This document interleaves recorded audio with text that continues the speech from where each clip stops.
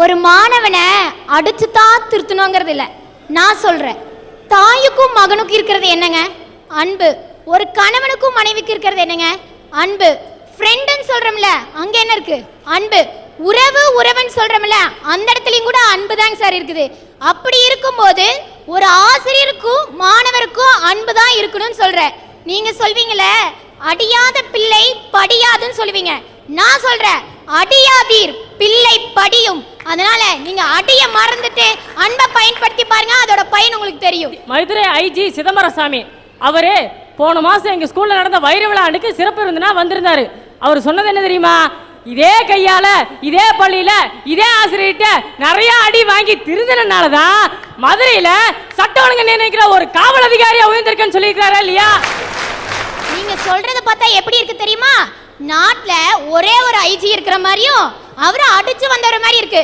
உலகத்துல எத்தனையோ ஐஜி இருக்காங்க, எல்லாரும் அடிச்சு வந்ததே கிடையாது. அன்புல வந்தவங்க தான் இன்னைக்கு முதல் நிலையில இருக்காங்க. இதுக்கு என்னங்கறீங்க? குழந்தை ஊசி குத்துனா அழத்தான் செய்யும், அதுக்காக ஊசி குத்தாம விடுறோமா? குணப்படுத்தணும்னா ஊசி குத்தி தான் ஆகணும். அதே மாதிரிதான் புள்ள தப்பு செஞ்சா அடிச்சா வலிக்கத்தான் செய்யும், ஆனா அவன் திருந்தணும்னா அடிக்கதான் செய்யணும். நீங்க ஏங்க தற்காலிகமா இருக்கிற இங்கிலீஷ் மெடிசனை பயன்படுத்துறீங்க? அன்புங்கிற நாட்டு மருந்தை பயன்படுத்தி பாருங்க, அதோட பயன் தெரியும். நீ அந்த காலத்திலேயே இருக்கமா, இந்த காலத்துக்கு வா கொஞ்சம். இது நவீன யுகம், கம்ப்யூட்டர் காலம். ஊசி குத்துனமா குணப்படுத்துறமான்னு போயிட்டே இருக்கணும். நீங்க சொல்றது எப்படி இருக்கு தெரியுமா? ஒரு மாணவன் தற்காலிகமா உங்களுக்கு பயனுக்காக திருந்தினா போதுங்கிற மாதிரி இருக்கு. இன்றைய மாணவன் தான் நாளைய குடிமகன். அப்படி இருக்கும்போது எது முழுமையா இருக்கோ அதைத்தான் பயன்படுத்தணும். அடிங்கிறது தற்காலிகம், அன்புங்கிறத நிரந்தரம். ஒரு பையன் ஒரு நாள் ஸ்கூலுக்கு லேட்டா வர்றான். வாத்தியார் பாக்குறாரு, கண்ணா ஏண்டா லேட்டு? ஐயா இப்ப லேட் ஆயிருச்சு. சரி மன்னிச்சு அன்பா சொல்லி விட்டுறாரு. அடுத்த நாள் மறுபடியும் லேட்டா வர்றான். வாத்தியார் கேட்கிறாரு, அப்புறம் மறுபடியும் மன்னிச்சு அன்பா திருத்தி விட்டுறாரு. மறுநாள் பார்த்தா அவன் ஆளையே காணா. எங்கடான்னு பார்த்தா கட்டடிச்சுட்டு படத்துக்கு போயிட்டான்.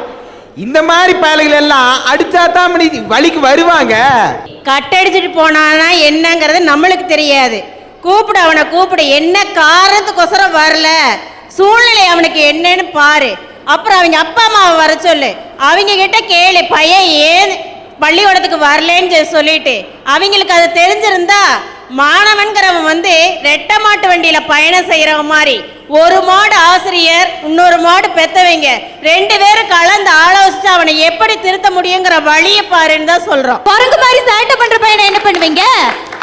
அவன் குறும்பு பண்ணனாத்தாமா குழந்தை. அவன் அப்ப என்ன பண்ணணும்? நல்ல ஒரு உளவியல் நிபுணர்கிட்ட கூட்டிட்டு போய் அந்த தவறு ஏன் அவன் செய்யறாங்கிறத பார்க்கணும்.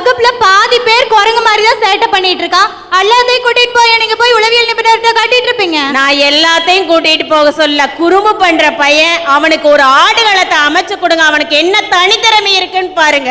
அவன் தனித்திறமையை கொண்டு வர்றதுக்கு ஒரு களம் அமைச்சு கொடுத்தீங்கன்னா அப்புறம் ஏன் அடி உத குத்துக்கெல்லாம் அவன் போறான்? சொல்ற கதையை பார்த்தா பையன் கட்ட அடிச்சுட்டு சினிமாக்கு போனா நீங்களே டிக்கெட் எடுத்து கூட போய் உட்காந்து சினிமா பாக்குற மாதிரி இல்ல இருக்கு. நீ இப்ப அடிக்கலான்னு அடிச்சு சொல்ற, அடிக்க கூடாது என்று அடித்து சொல்வதற்காக நம்முடைய உளவியல் நிபுணர் வேதகிரி அவர்கள் வந்திருக்கிறார்கள். ஒரு மனிதனை பாராட்டப்படும் பொழுது, பரிசளிக்கப்படும் பொழுது, தட்டி கொடுக்கும் பொழுது அவனுடைய மூளையும் நரம்பு மண்டலமும் சிறப்பாக வேலை செய்து அவர்களுடைய திறமையை முழுமையாக வெளி கொண்டு வர முடியும் என்று பிசியாலஜி, உடற்கூற்றியல், உளவியல் இந்த ஆராய்ச்சிகள் கண்டுபிடித்திருக்கின்றன. அதே நேரம் அவர்கள் தண்டிக்கப்படும் பொழுது, திட்டப்படும் பொழுது அவர்களுடைய நரம்பு மண்டலம் பாதிக்கப்படுகிறது. அதனால் ஒருவருடைய திறமையை முழுமையாக வெளிக்கொண்டு வர வேண்டும் என்றால் அதை பாராட்டுதல் மூலமாகவும் பரிசளிப்பது மூலமாகவும் தான் கொண்டு வர வேண்டுமே தவிர அடிப்பதை ஆரம்பிக்கும் பொழுது அவர்களுடன் ஒரு பயம் வந்துவிடும். பயம் வந்தால் மூளை சரியாக வேலை செய்யாது. இது ஆராய்ச்சிகளே கண்டுபிடிக்கப்பட்டுள்ளது. இப்ப உளவியல் நிபுணர் சொன்னாரு, அடிச்சு திருத்தக்கூடாது, அன்பால திருத்தணும்னு. பெரம்பு கொண்டு திருத்துறதுனால மட்டும்தான் ஒரு பையன் திருந்துவான்னு உங்களை சொல்ல முடியுமா? நான் சார் 5வது படிக்கும்போது ஸ்கூலுக்கு போக மாட்டேன்னு சொல்லிட்டேன். உடனே எங்க அம்மா அப்பா எல்லாம் என்னென்னவோ கெஞ்சி பார்த்தாங்க, என்னென்னமோ சொல்லி பார்த்தாங்க, நான் போகல. அதுக்கப்புறம் ஒரு டாக்டர்கிட்ட கூட்டிட்டு போனாங்க. கூட்டிட்டு போனோடனே அவர் என்ன சொன்னாரு, உங்க அப்பாவோட சம்பளத்துல ஒரு பங்கு உனக்கு செலவு பண்ணணும் படிப்புக்காக. அப்படி பண்ணலனா உன்னை போலீஸ் ஸ்டேஷனுக்கு புடிச்சிட்டு போயிருவோம், கூட்டிட்டு போயிருவாங்க. அதுவும் இல்லாட்டி உனக்கு ஷாக் ட்ரீட்மெண்ட் தான் கொடுப்போம் அப்படின்னாங்க. நான் எதுக்கும் இதாகல. 4 அடி அடிச்சாங்க. அதுக்கப்புறம் தான் நான் ஸ்கூலுக்கே போனேன். சார், அண்ணல் அம்பேத்கர் இருந்தாரு. 14 வயசுல அவருக்கு அன்பு செலுத்துறதுக்கு ஆசிரியர் இல்ல. ஒரு ஆசிரியர் அன்பு காட்டினாரு. அவர் அந்த ஆசிரியர் காட்டின அன்பு தான் பின்னால பீமாராவ் ராம்ஜி அம்பேத்கர்னு தன்னுடைய பின்னால பேரை இணைச்சுக்கிற அளவுக்கு அங்க அன்பு தானே சார் நின்னுது. அதே அம்பேத்கர் தான் இந்திய அரசியலமைப்பு சட்டத்தை உருவாக்கி இந்த குற்றத்துக்கு இந்த தண்டனை, இந்த குற்றத்துக்கு இந்த தண்டனைன்னு சொல்லியிருக்காரு. இந்த குற்றத்துக்கு 2 தடவை அன்பு காட்டலாம், இந்த குற்றத்துக்கு 4 தடவை அன்பு காட்டலாம்னு சொல்லியிருக்கலாம்ல. அப்படி சொல்றாங்களேங்க சார். அது வளர்ந்து பெரியவரான பின்னாடி தானே அந்த சட்டத்தை போட்டாரு. அந்த வயசுல அவருக்கு தேவையா இருந்தது என்ன? அன்பு தானே. புலி குட்டிய கவர்றது எப்படி, மான கவர்றது எப்படி? குட்டிய அது காயப்படுத்தணும்னு கவர்றது இல்ல. அதே மாதிரிதான் ஆசிரியர்கள் காயப்படுத்தணும்னு பிள்ளைகளை அடிக்கல. அவங்க நல்லதுக்காக தான், அவங்க வாழ்க்கையில மேம்படணும் தான் அடிக்கிறாங்க. அந்த அக்கா அப்படியே இருந்து குரங்குன்னு சொல்லுது, மயிலுன்னு சொல்லுது, அது இதுன்னு சொல்லுது. அது மிருகம், நாங்களும் மனுஷனுங்க. ஏமா உன்ன மயிலுன்ற மானுன்ற குரங்குன்ற மிருகமே சொல்றிய? நாங்க மனுஷன், நான் மானவன்னு அந்த குட்டி பையன் சொல்றான். நாங்க மனுஷன், எங்கிட்ட அன்பை சொல்லுங்க, நாங்க நல்லா திருந்திடுவோம். அக்கா, மாணவனா செய்வான் குறும்பு, அதுக்கு நீங்க எடுக்க கூடாது. எல்லாத்துக்கும் உண்டு ஒரு வரம்பு. மாணவனுக்கு இருக்கு நாடி நரம்பு. அப்படி போடுறாங்க. இந்த நல்லவனுக்கு உரம்ங்கிற அன்பு மட்டும் காமிச்சா போது. கெட்டவன் இருக்கான் பார்த்தீங்களா, கரமுறான் நிலத்துக்கு, அவனை கடப்பாறையால குத்தி மண்வெட்டியால தலையில ஒரு போட்டு அங்க இருக்கிற தேவையில்லாத களையெல்லாம் புடுங்கி எரிஞ்சாதான் அவன் பண்பட்ட நிலமா மாறுவான். அந்த கடப்பாறை மாதிரி, அந்த மண்வெட்டி மாதிரி ஆசிரியர் கையில் இருக்கிற பெரம்பு தான் மாணவனை நல்வழிப்படுத்துறதுக்கான சிறந்த ஆயுதம்னு சொல்றேன் நானு. புன்னகை மன்னன் படத்துல சார் ஒரு பையன் அழுதுட்டே இருப்பான். அவன மாதிரி ஒரு பையன், இவன மாதிரி. அந்த பையனை சாப்ளின் மாமா என்னென்னவோ சொல்லி பாப்பாரு, கேட்கவே மாட்டான். ஸ்ரீவித்யா மேடம் பலார்னு ஒரு அறை வைப்பாங்க, அப்படியே ஸ்டாப் ஆயிடுவான். அதே கமலஹாசன் தான் நம்மவர் படத்துல ஒரு காலேஜ் ப்ரொபோசரா இருந்தா அன்பா திருத்தினார். இதுக்கு என்ன சொல்றீங்க? ஏமா மயிலே மயிலே இறகு போடுங்க, போடாது, நம்மளால அதை போட வைக்கணும். சார், மாணவங்கிறது என்னங்க சார்? மயிலுங்களாங்க சார்? மாணவர்களுக்கும் உணர்வு இருக்கு. நீங்க அந்த பெரம்பு எடுக்கிறனாட்டி அந்த மாணவன் எத்தனையோ லட்சியத்தோட இருக்கிறான், அந்த வர நாட்டி ஸ்கூலை வெறுக்கிறான், அவன் படிக்கிறக்கே விருப்பம் இல்லாம போறான், கட்டடிக்கிறான். எல்லா தப்புமே அந்த பெரம்புனால தான் சார் வருது. இந்த பெரம்பை விடுங்க, அன்பை பயன்படுத்துங்க, அவன் முழுமையான நல்ல மனிதரா வருவான். ஹோம்வொர்க் கொடுக்குறோம் சார். அப்ப ஒரு மாணவன்ட்ட அன்பா சொன்னா செய்ய மாட்டான். இதே 4 அடி வச்சா ஒழுங்கா செஞ்சுட்டு வருவான். அதே பிடிக்காம அதை செஞ்சாலுமே அவன் திரும்ப திரும்ப செஞ்சானா அவனுக்கு ஒரு பயிற்சி கிடைக்கும். அதுதான் கட்டுப்பாட்டுக்கும் ஒழுக்கத்துக்கும் வழிவகுக்கும். இதே அன்பால சொல்ல தள்ளி போடுற பழக்கம் தான் வரும். இந்த டீச்சர் நாளைக்கு அன்பா தானே சொல்லுவாங்க அப்படின்னு இது மாதிரி டீச்சர்லாம் சொன்னாங்கன்னா அவன் ஒரு வேலையும் செய்ய மாட்டான். அவனுடைய சூழ்நிலை என்ன? சாயங்காலம் அவன் மாடு மேய்க்க போயிருக்கலாம், ஆடு மேய்க்க போயிருக்கலாம், தன்னுடைய தங்கச்சியை பார்த்துக்கணுங்கிற கட்டாயம் இருக்கலாம், ஏதோ ஒரு காரணம் இருக்கலாம். நம்ம கிட்ட படிக்க வரவன் எல்லாமே உயர்ந்த நிலையில இருக்கிறவனா வரான். அப்ப அந்த குழந்தையோட சூழ்நிலை என்னன்னு சொல்லி கேளுங்க. அவன் எழுதலையா இல்ல உண்மையாலுமே தப்பு செய்யற மாணவனாவே இருக்கட்டும். டே தம்பி, நீ நாளைக்கு இல்ல நாளானைக்கு எழுதிட்டு வா. உனக்கு அவன் எழுதிட்டு வந்தானா ஒரு நன்று போடுங்களேன். ஒரு வாரம் எழுதுறான், மிக நன்று போடுங்களேன். ஊக்குவிக்கிறது பத்தாதா சார்? வருஷம் பூரா எழுதிட்டு வரான், ஒரு சர்டிபிகேட் கொடுங்களேன். ஒரு மாணவனை இத்தனை தடவை நாங்க அடிக்கிறோம்னு சொல்லி அவனுக்கு ஒரு ஆசிரியருக்கு சம்பளம் உயர்த்துறாங்களா? இத்தனை மாணவன் அவர் இந்த மாசத்துல அடிச்சிருக்காருன்னு சொல்லி சம்பளம் உயர்த்துறது இல்லையே. அவனை ஒரு நல்ல நிலைமை கொண்டு வரணும் நாங்கெல்லாம் ஆயுதத்தை எடுக்கிறோம். அந்த நல்ல நிலைமைக்கு தான் அன்பால கொண்டு வரணும்னு சொல்றான். காந்தியடிகள் பாரிஸ்டர் பட்டம் படிக்க இங்கிலாந்து போறாரு சார். அம்மா என்ன சத்தியம் வாங்கினாங்க? அன்பா சொல்லித்தானே சத்தியம் வாங்கினாங்க. அவர் ஒழுக்கம் செய்யலனா வரலையா திரும்பி இந்தியாவுக்கு? அன்பாவே சொல்லணும்னா எதுக்கு சார் போலீஸ் ஸ்டேஷன்ல ஊருக்கு ஊர் ஆசிரமத்தை வச்சு அதுலயே அன்பை புகட்ட வேண்டியதானே சார்? அடிக்கலான்னு சொல்றதுக்கு நீங்க இருக்கிறீங்க, அடிப்பதில் பிரச்சனை இருக்கு என்று சொல்வதில் இவர்கள் இருக்கிறார்கள். ஆக குழந்தைகளை கண்டிக்க பெரம்பு எடுக்கலாமா கூடாதா என்ற ஒரு பிரச்சனை தலையாய பிரச்சனையாக மக்களிடத்தில் எழுந்த காரணத்தால் தான் ஒரு அரசு சட்டமே போட்டிருக்கிறது. பெரம்பலூர் மாவட்டம் உடையார்பாளையம் தாலுகா மீன்சுருட்டி கிராமத்தைச் சேர்ந்த ஐயப்பன் செந்தாமரை ஆகியோரது மகன் 20 வயது பிஇ படித்துக் கொண்டிருந்த மாணவன் வார்டன் மற்றும் டீச்சர் ஆகியோரது தண்டிப்பின் காரணமாக ஒரு வருடத்துக்கு முன்னால் காணாமல் போய்விட்டான். அப்பா அம்மா ரெண்டு பேருமே படிக்காதவங்க. அவங்க எந்த அளவுக்கு படாத பாடுபட்டிருக்கிறார்கள் என்பதை இங்க நான் சொல்றதை விட அவங்களே சொல்லுவாங்க, கேளுங்க. சொல்லுங்க ஐயா. நான் பழைய இரும்பு வியாபாரம் சைக்கிளில் போய் ரோடோட போயிட்டு வியாபாரம் பண்ணிட்டு இருந்தேன்.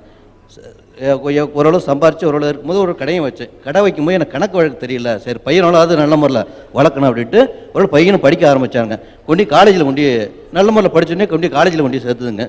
சொல்லுங்கள். பையன் பிஏ படிக்குவான், நல்லா படித்து நல்லா முன்னேறி நம்மளை நல்ல முறையில் வச்சுருப்பான்னு தான் சார் நாங்கள் கல்லூரியில் கொண்டாட்டோம். 20 வயசு வரலையும் அந்த பிள்ளைய வளர்க்க எவ்வளோ ஒரு கஷ்டப்பட்டுருப்பாங்கன்னு உங்களுக்கே தெரியும் சார். அந்த அளவுக்கு படிச்சுக்க வச்சு அதை கல்லூரிக்கு அனுப்பியிருக்கோம். அதை எவ்வளோ பொறுப்பாக நீங்கள் பாதுகாத்து ஒன்று அந்த பிள்ளை படிக்கலையா, இந்த பேரண்ட்ஸை கூப்பிடுங்க, இந்தாப்பா உங்கள் பிள்ளை இந்த மாதிரி படிக்கல, அதை எப்படி நீங்கள் எதுங்கணுமோ அதை மாதிரி பராமரிங்க அப்படின்னு அவங்க பேரண்ட்ஸ் கிட்ட பிள்ளையாவது ஒப்படைச்சிருக்கணும் சார். அதுவும் ஆணும் பெண்ணு 2 பேரும் சேர்ந்து படிக்கிற ஒரு கல்லூரியில் எல்லாரும் முன்னாடியும் வச்சு அடிச்சுட்டாங்க சார். அடிச்ச அவமானம் தாங்க அவன் வெளியில கிளம்பிட்டான். இன்னைக்கு என் குழந்தைய விட்டுட்டு தவிக்கிற தேவை எங்களுக்கு எவ்வளோ ஒரு இழப்புங்கிறது எங்களுக்கு சொல்ல முடியல சார். ஒரு வருஷமா நாங்கள் பிள்ளைய இழந்துட்டு தவிக்கிறது எங்களுக்கு தான் சார் தெரியும். இன்னைக்கு அந்த பிள்ளை எங்க இருக்கிறான், எப்படி இருக்கிறான், சாப்பிட்டானா சாப்பிடலையா, தூங்குனானா தூங்கலையா, அந்த அளவுக்கு தவிக்கிறோம் சார் நாங்க. இந்த மாதிரி எங்களுக்கு ஒரு ஏற்பட்ட தவிப்பு இனி எந்த ஒரு பேரண்ட்ஸுக்குமே வரவே கூடாது சார். அப்பாவும் படிக்கல அம்மாவும் படிக்கல, ஆனா தன் பிள்ளையாவது படிக்கிட்டு தான் அனுப்பிச்சாங்க. அங்க அனுப்பிச்ச புள்ள வெளியில வரலன்னு சொன்னோன்னே, காணுன்னு சொன்னோன்னே ஒரு தாய் தான் சாப்பிட முடியல சோத்து எடுத்து வாயில வச்சா தன் புள்ள எங்க இருக்கானோ, ரோட்டு ஓரத்தில் இருக்கானோ, எங்க சாப்பிட்டானோ சாப்பிடலையோன்னு சொல்லிட்டு அந்த தாய் துடிக்கக்கூடிய அந்த விதை பார்த்தா அந்த அம்மா அழுகுறாங்க. நல்ல இதயம் இருக்கிற எல்லாரையாலும் தாங்க முடியும்னு நினைக்கிறீங்களா? தான் பெத்த பிள்ளைய இழந்த பிறகு ஒரு தாயால தூங்க முடியும்னு நினைக்கிறீங்களா? முடியாது. எங்க அவர் நிச்சயமா உங்களுடைய மகனும் மகளும் கிடைக்க எல்லாம் வல்ல இறைவனை இந்த சபையின் சார்பாக நாங்கள் பிரார்த்தனை செய்வோம். இவங்க சொன்னாங்களே குழந்தையை அடித்துத்தான் திருத்த வேண்டும் என்று இந்த அம்மா சொன்னாங்க. நான் ஒன்னு சொல்றேன், எந்த ஆசிரியரும் ஒரு பையனை காயப்படுத்த வேண்டுமோ, ரணப்படுத்த வேண்டும், ஊனப்படுத்த வேண்டும் என்று எந்த ஆசிரியரும் அடிப்பதில்லை. நோக்கம் என்னவோ அந்த மாணவனை நல்வழிப்படுத்த வேண்டும் என்றுதான் அந்த ஆசிரியர் நினைக்கிறார். நோக்கம் கரெக்ட் தான். ஆனா அந்த நோக்கத்தின் விளைவு எங்க போகுது பாத்தீங்களா? எந்த அளவுக்கு ஒரு தாக்கத்தை ஏற்படுத்தியது பாத்தீங்களா? அவங்க என்ன சொல்றாங்க, என் புள்ள படிக்காட்டா கூட பரவாயில்ல, எங்க கூட இருந்தா என் புள்ள இருந்து வாழ்ந்தா போறோம் அப்படின்னு அந்த தாய் தந்தை துடிக்கிறாங்க. 51E ஒரு செக்ஷன் இருக்கிறது. அந்த 51E சட்டத்தில் என்ன சொல்லிருக்கு? அடிக்கலாம்னா பெரம்பு கொண்டு உள்ளங்கையில் அடிக்கலாம், காயப்படாமல் அடிக்க வேண்டும், ரிஜிஸ்டர்ல யாரையா சாட்சி வைத்துக் கொண்டு அடிக்க வேண்டும். ஒரு ஆசிரியர் மாணவனை அடிக்கணும்னா இவ்வளவு சட்ட திட்டத்தை சட்டம் வகுத்து வைத்திருந்தது. பள்ளிக்கூடத்துக்கு மாணவர்களை அனுப்ப படிப்பதற்கு மட்டும் அல்ல, அவன் உலக வாழ்க்கையை கற்றுக்கொள்ள வேண்டும் என்பதற்காக, பண்பை சொல்லி தரணுங்கிறதுக்காக.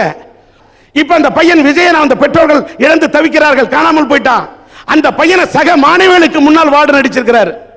அவனாவது 20 வயசு விஜயன், ஒரு 5 வயசு புள்ள பிஞ்சு பிள்ளையானாலும் அந்த குழந்தையை கூட இருக்கக்கூடிய சக மாணவர்களுக்கு முன்னால் அடித்தால் அந்த மாணவனின் அந்த குழந்தையின் மனநிலை பாதிக்கப்படுகிறது. என்னோட பள்ளிக்கூடத்து ஆசிரியர் இந்த பொண்ணு சொன்ன மாதிரி அவர் கையில பெரம்பு வச்சிருந்தாரு. ரொம்ப அற்புதமா எனக்கு பாடம் சொல்லி தருவாரு. தேராமன்னா செப்புவ துடையேன் எல்லரு சிறப்பின் இமையவர் வியப்ப புல்லரு புன்கண் தீர்த்தோ நன்றியும் என்று தமிழ் சொல்லக்கூடிய அந்த தமிழ் ஆசிரியர் கையில பெரம்பு வச்சிட்டு இருப்பாரு. சரியா ஒப்பிக்கலனா ஒப்பிட அப்படின்னு சொல்லிட்டு டேபிள் ஒரு தட்டு தட்டுவாரு அந்த பெரம்பால. ஒவ்வொரு நாளும் டேபிள்ல பெரம்பால அடிச்சாரே தவிர மாணவனோட கையில அடிச்சதே இல்லை. ஆனா அப்படி டேபிள்ல தட்ட அந்த ஆசிரியர்கிட்ட படிச்சு தமிழ அப்படி கற்றறிந்ததனாலதான் இந்த டி ராஜேந்தர் இன்றைக்கு கூட தமிழில் தடாகத்தில் மீன் 2 காமத்தில் தடுமாறி தாமரை பூ மீது விழுந்தனவோ இதை கண்ட வேகத்தில் பிரம்மனும் மோகத்தில் படைத்திட்ட பாகம்தான் உன் கண்களோ இடையின் பின்னடகில் 2 குடத்தை கொண்ட தம்புராவை மீட்டு சென்றாள் என்று இன்றைக்கு தமிழ் பேசுகிறேன். கடைசியில் பள்ளியை விட்டு வரும்போது ஒன்னு கேட்டேன், ஐயா பல நாள் ஒவ்வொரு நாளும் டேபிள் வச்சு குச்சி வேக வேகமா தட்டிருக்கீங்க, ஆனா ஒரு மாணவன் கூட தப்பு செஞ்சா நீங்க அந்த பையனை அடிச்சதே இல்லையே ஏன்னு கேட்டேன். அப்போ அவர் சொன்னாரு, நான் பையன் அடிச்சா அவனுக்கு வலிக்கும், டேபிள் அடிச்சா வலிக்காதுரா ராஜா அப்படின்னு சொன்னாரு. நீங்க போய் ஏதோ ஒரு நல்ல நோக்கத்தை அடிக்க போய் அந்த மாணவர்கள் மனமுடைந்து தற்கொலை செய்து கொள்கிறார்கள், வீட்டை விட்டு ஓடி விடுகிறார்கள். அந்த பிள்ளை இழந்த தாய் தகுந்தகள் எல்லாம் அழுகுறாங்க. அவங்களோட பிள்ளை செத்துட்டா யாரு கொடுக்க முடியும்? இந்த வேதனை ஒரு ஆசிரியர் தவறு செய்தால் அது தலைமை ஆசிரியரை பாதிக்கிறது, அந்த கல்வி நிறுவனத்தை நடத்தக்கூடிய நிறுவனர்களை பாதிக்கிறது, ஏன் அது அரசாங்கத்தையே பாதிக்கிறது. அதனால ஒவ்வொரு பிள்ளையை பெற்ற ஒவ்வொரு பெற்றோர்களும் தங்க பிள்ளை நல்லா படிக்கணும் தான் நினைக்கிறாங்க, அதே நேரத்தில் தங்களோட பிள்ளை இழக்கணும்னு நினைக்கல. ஆனா அதே போல ஆசிரியர்கள் மட்டும்தான் பிள்ளைகளை திருத்தணும் இல்லை, பெற்றோர்கள் கூட தங்கள் பிள்ளைகளை திருத்த வேண்டும். ஏதோ டியூஷன் வச்சுட்டு அந்த பிள்ளைய அப்படி படிச்சிரு, பள்ளிக்கூடத்துக்கு அனுப்பிச்சிட்டு புத்தகத்தை வாங்கி கொடுத்து அந்த பிள்ளை படிச்சுனா படிக்காது. அந்த பிள்ளையை நன்றாக படிக்கிறானா என்று கவனிக்க வேண்டிய பொறுப்பு தாய் தந்தைக்கு இருக்குது. அதே நேரத்தில் ஆசிரியர்கள் பெரம்பு கொண்டு நீங்கள் தண்டிக்க கூடாது என்பதை இந்த அரட்டை அரங்கத்தின் மூலமாக நாங்கள் என் சார்பாகவும் சன் டிவியின் அரட்டை அரங்கத்தின் சார்பாகவும் உங்கள் சார்பாகவும் தெரிவித்துக் கொள்கின்றேன்.